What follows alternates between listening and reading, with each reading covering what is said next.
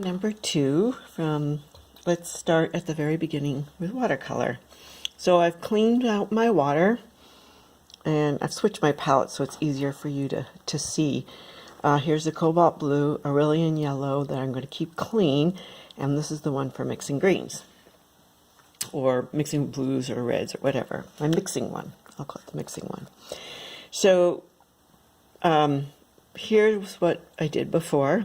It's not quite dry. See that? If I touch it, look what happens. Because you're altering the movement of the water on the paper, which is ultimately what we're trying to learn how to do to get as many different effects as we want to have to use to paint our visions. So this is the goopy paint, so I'm going to put a little goopy out here and mush it around so it's not gooping on my brush. And then let's look at what Aurelian yellow looks like painted on. So there we go. Can you see that? No. My phone's not big enough. There we go. Okay. Yellow is a very hard color to use because the more pigment, normally you would think, oh, the more pigment, the brighter or more yellow something will become. But in watercolor, what we're using is the light going through the pigment, bouncing off the white of the paper, and coming back out to the eye. And that's what can give watercolor a very glowing look. If the pigment gets too thick, it starts to block the paper that bounce coming back out. And so actually colors can go more dead.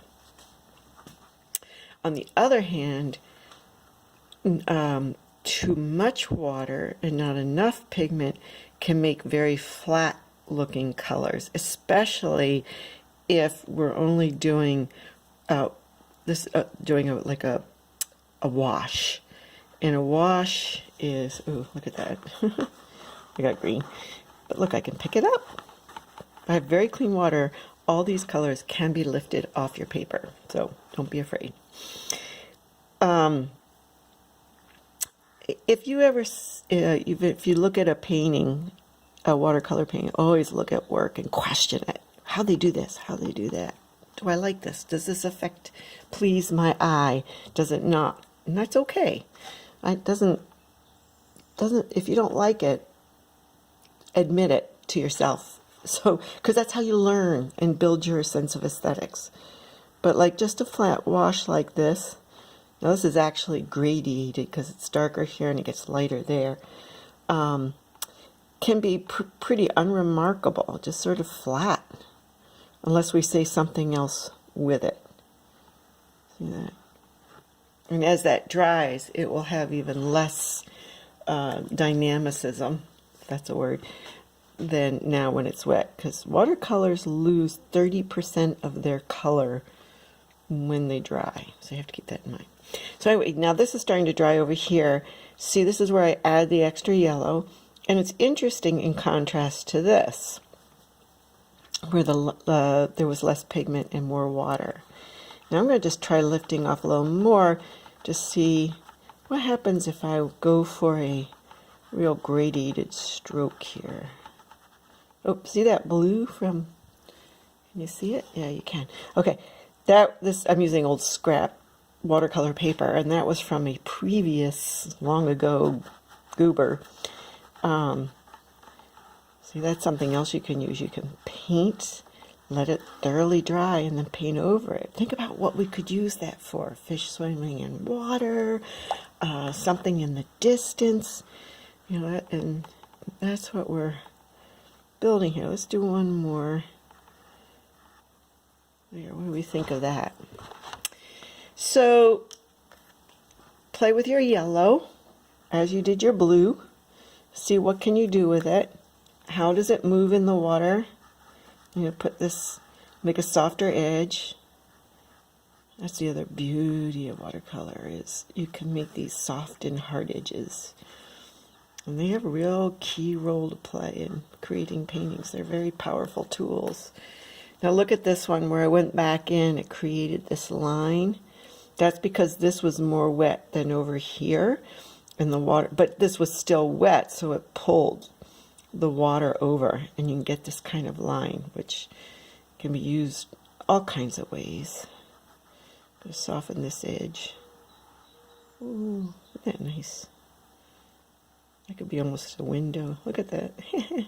Anyway, so let's try what happens if we take some yellow and go in here. Oh, just kissing the paint on. You don't have to go hard. If you go hard onto the paper, you can texture the surface of the paper, and that's not right or wrong. It's another tool. It's just, do you like the look of it, and what can you use it for? Let's do a little more pigment on this side and see what happens. So the pigment is denser. You know, the more pigment you have, the denser it is. Look how it's not moving the way this is moving. Isn't that interesting? Oh, I just think that's so cool.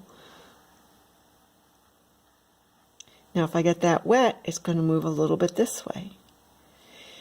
So watercolor is can be a very tender medium to use.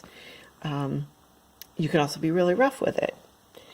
You know, how you vigorously move your brush. And I'll show you some brush strokes where you take quite a bit of energy. But it also can be just do a little bit and watch. It's a mindful, it can be a very mindful exercise.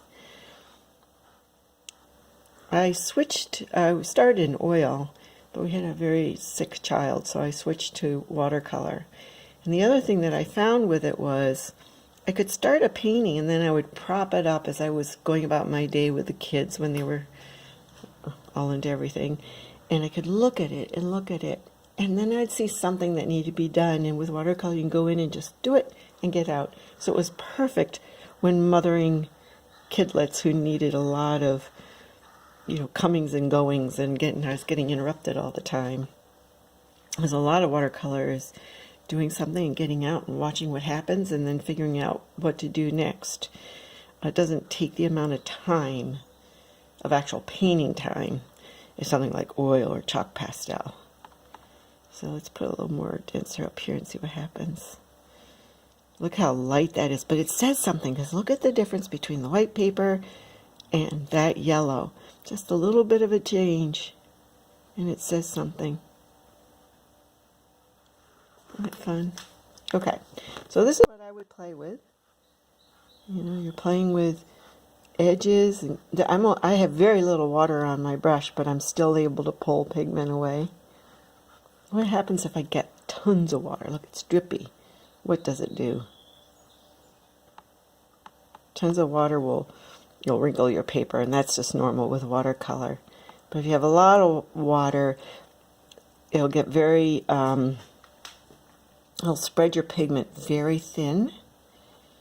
You have a little less control. The more water you have, the more the water is in control than you are. So let's just plop something in the middle and watch. Think, what could I use these for? I'm looking at all my flowers and thinking, I could do something like that for making pansies. So there. Oh, look what's happening here. That's because a lot of water from here came over here and started pushing that way because this is still moist. Play with letting this completely dry and painting around it, and look at the difference. Okay, that's tape number 2 done. Bye.